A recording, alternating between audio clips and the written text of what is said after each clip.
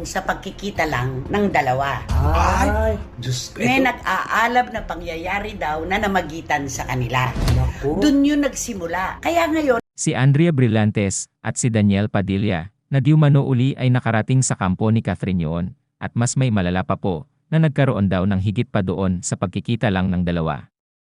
May nag-aalab na pangyayari daw na namagitan sa kanila. Doon yun nagsimula. Sa bagong YouTube upload ni Christy Fermin sa kanyang channel na Showbiz Now na, ay kanilang sinimulan ang kanilang chika na matagal na umanong hiwalay ang Kathniel. Nagkikita ng palihim si Andrea Brillantes at Daniel Padilla. Ayoko pong paniwalaan mga kachika yung kwento na nagkakalamigan na raw ngayon si Daniel at si Catherine. At mapapansin natin talaga namang hindi na sila nag-flex ng mga video o pictures na magkasama sila. Ani Fermin. Sagot naman ni Romel Checa, di ba, ang daming nakapansin na dati-rati, kung nasaan ang isa, at kahit may proyekto ang isa, nagpo-post sila na sila pa rin. At saka si Catherine di ba, nagpakita ng skin, ibang-iba na ang kanyang datingan ngayon, sagot ni Christy. Yung mga dati na pinagbabawal ni Daniel parang kinokontra na niya, di ba, yung pagpapakita ng skin di ba?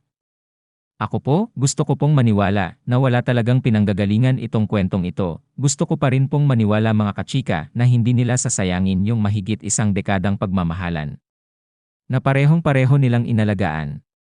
Pero sa pagpasok ng karakter ni Andrea Brillantes dito sa kwento, yun ang tandang pananong sa akin. Dagdag niya, pero kung walang sunog, walang apoy. Kung walang usok, walang apoy. Sunog, usok, at apoy yan no na nagliliyab. Meron po kasing mga sources talaga na nagkukwento na di umano, nagkikita ng palihim si Andrea Brillantes at si Daniel Padilla. Na di umano uli ay nakarating sa kampo ni Catherine yun, at mas may malala pa po na nagkaroon daw ng higit pa doon sa pagkikita lang ng dalawa. May nag-aalab na pangyayari daw na namagitan sa kanila. Doon yun nagsimula. Sinabi rin nila Christy Fermin na galit ang mga fans ng Kathniel kay Andrea. Anya. Gusto nilang sapukin, sabunutan, ingod-ngod, sa sahig, ani naman ng ilan ay dahil siguro sa pagiging conservative ni Catherine ang dahilan ng kanilang paghihiwalan kung totoo man ito. Paano naging boring si Kath? Dahil ba conservative siya? Kaloka. Yun na pala batayan ngayon. Kung libog lang habol ni Daniel sure kay Andrea yon haha, pero kung future na tignan ni Daniel kay Kath ako, kaso libog inuna, Andrea, manganda, sexy, malakas sex appeal. Catherine, boring. Any guy would choose Andrea over Catherine anytime. Cheap daw. Pero aminin mas patok, sabi nga daw yung chika sa mga business people. Hiwalay na nga daw sila dahil nagkahuli, and last year ko pa to narinig if this is true I feel bad for KB.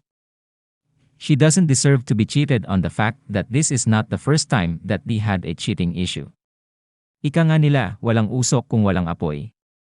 Yung mga ganyan issue may pinanggagalingan, hindi lang sila basta-basta mag-iimbento. Padilla yan Runs in the blood, after ending a relationship, a woman may cut her hair as a way of rejecting who she was expected to be. Symbolic of letting go of the past, getting out of our hair whatever has been troubling us, cutting old ties, and lightening the load to go forwards into a new future. If this news were true, Kath, do not despair. You have more to offer in your career. Be wise, you need not change your beautiful self to spite on Daniel. Do not ruin yourself because you have a beautiful and intact family who loves you. Maybe, just maybe, you deserve someone much better. If it were true that DJ is seeing Brillantes, who has a history in showbiz, young as she is, DJ is down the dumps. If this were true, I will pray for you dear Kath. It is not your loss, it is his. Again, if this were true, we can redefine conservative because the man who was said to be one has gone wild, even wilder than just showing skin. Again, kung totoo ang balitang ito, maybe they deserve each other.